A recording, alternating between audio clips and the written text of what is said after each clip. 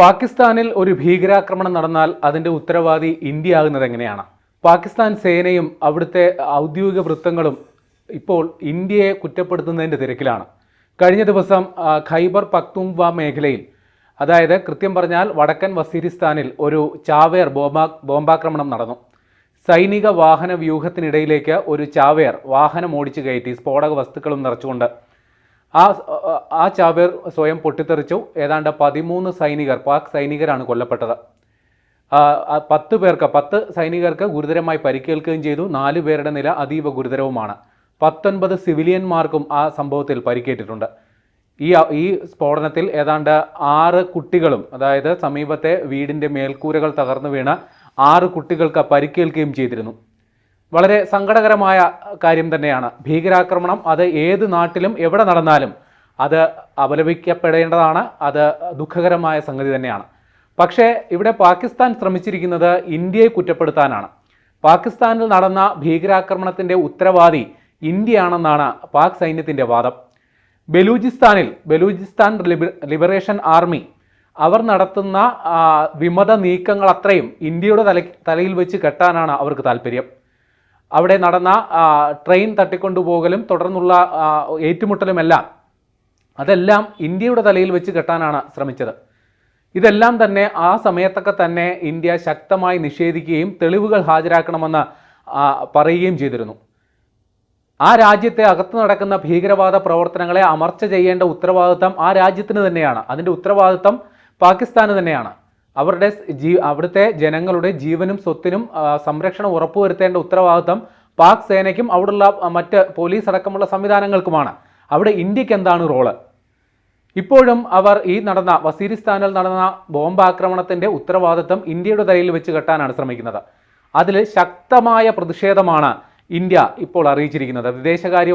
വിദേശകാര്യ മന്ത്രാലയ വക്താവ് ഇതിനോട് പ്രതികരിച്ചത് പാകിസ്ഥാന്റെ ആ ഒരു പ്രസ്താവനയെ അർഹിക്കുന്ന അവജ്ഞയോടുകൂടി തള്ളിക്കളയുന്നു എന്നാണ്. അതായത് അങ്ങനൊരു കാര്യം കേൾക്കുന്നത് പോലുമില്ല, അതിൻ്റെ ആവശ്യം പോലുമില്ല എന്നാണ് ഇന്ത്യയുടെ നിലപാട്. ഏതാണ്ട് ഈ പാകിസ്ഥാനിൽ നടക്കുന്ന ഭീകരവാദ പ്രവർത്തനങ്ങൾ അത് ഒരു ഈ വംശീയമായി നടക്കുന്ന ഭീകരവാദ പ്രവർത്തനങ്ങളും ചില വംശീയ കലാപങ്ങളുമാണ് അവിടെ നടക്കുന്നതെന്നാണ് വാസ്തവം. ഈ ഖൈബർ പക്തൂൺഖ്വ മേഖല എന്ന് പറഞ്ഞാൽ അത് ഈ അഫ്ഗാനിസ്ഥാനുമായി അതിർത്തി പങ്കിടുന്ന ഒരു മേഖലയാണ്.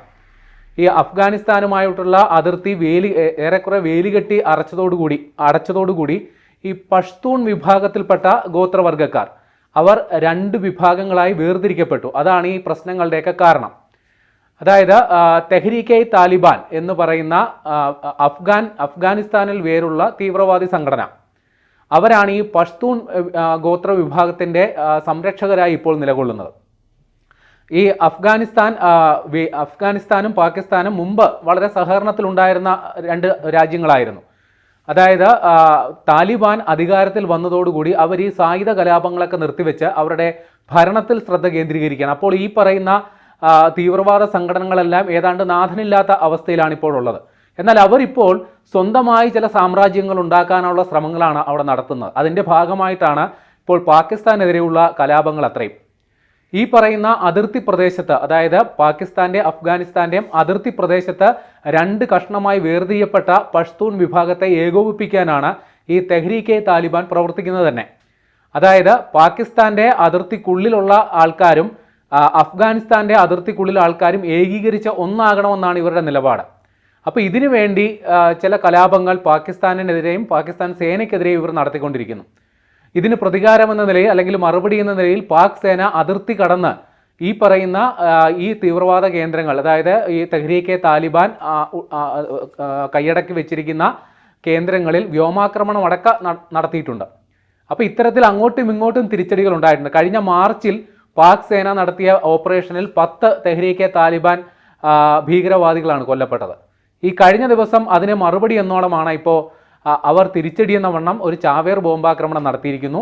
13 സൈനികർ കൊല്ലപ്പെട്ടു. ഈ പറയുന്ന തെഹ്രീക്കെ താലിബാന്റെ കീഴിലുള്ള ഹാഫീസ് ഗുൽ ബഹാദൂർ എന്ന് പറയുന്ന ചാവേർ സംഘങ്ങൾ നടത്തിയ ആക്രമണത്തിലാണ് ഈ 13 സൈനികർ കൊല്ലപ്പെട്ടത്.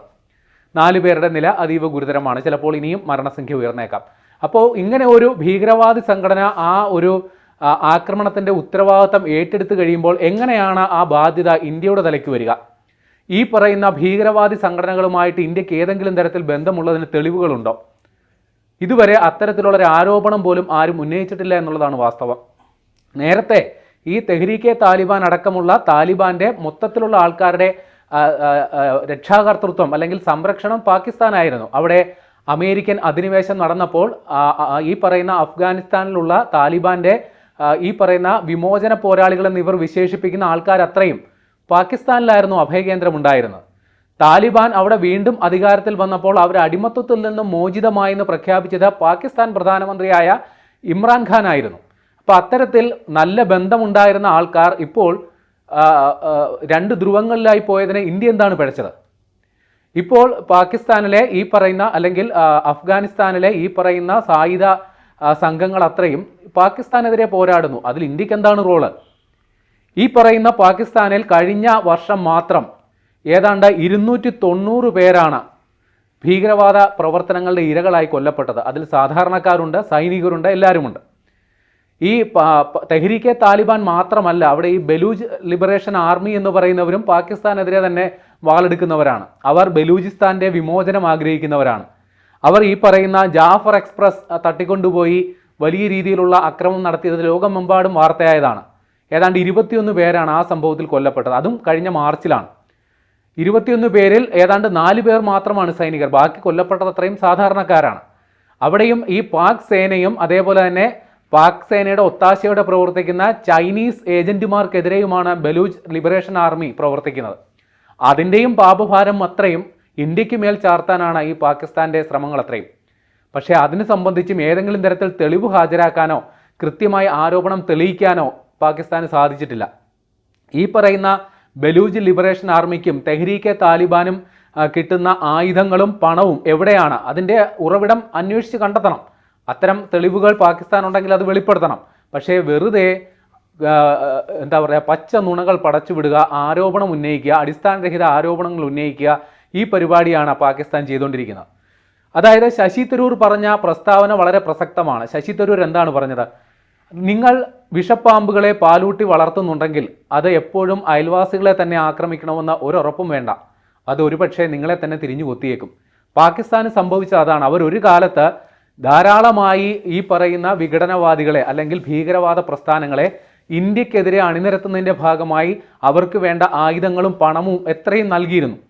അവരിൽ ഒരു വിഭാഗം ഇപ്പോൾ അവർക്കെതിരെ തിരിയുന്നു എന്നുള്ളതാണ് വാസ്തവം. ഒന്നും രണ്ടുമല്ല, എണ്ണിയാൽ ഒടുങ്ങാത്ത ഭീകരവാദി സംഘടനകൾ പാകിസ്ഥാനിലുണ്ട്.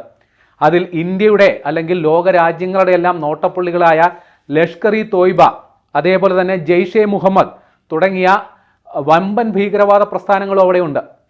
ഈ ലഷ്കർ ഇ തോയ്ബയുടെ നേതാക്കളായ മുംബൈ ഭീകരാക്രമണത്തിൻ്റെ ആസൂത്രകരായവരെ ഇന്ത്യ തേടുന്നുമുണ്ട്.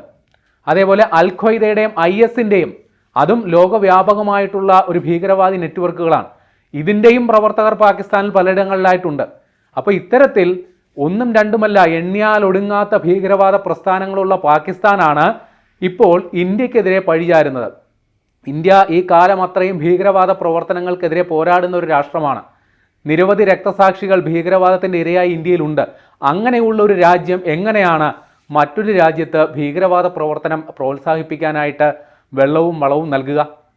അപ്പോൾ ഇത്തരത്തിൽ വെറും അർത്ഥശൂന്യമായ അടിസ്ഥാനരഹിതമായ ആക്ഷേപങ്ങൾ ഉന്നയിച്ച് സ്വന്തം ഉത്തരവാദിത്വത്തിൽ നിന്ന് തടിയൂരാനായിട്ടുള്ള വിഫലമായ ശ്രമമാണ് പാകിസ്ഥാൻ നടത്തിക്കൊണ്ടിരിക്കുന്നത്. ഇതിനെതിരെ ലോകരാജ്യങ്ങളുടെയും സമൂഹ മനസ്സാക്ഷി മൊത്തത്തിലുള്ള ലോക ജനതയുടെയും ശക്തമായ പ്രതിഷേധം ഉയർന്നു വരേണ്ടതുണ്ട്.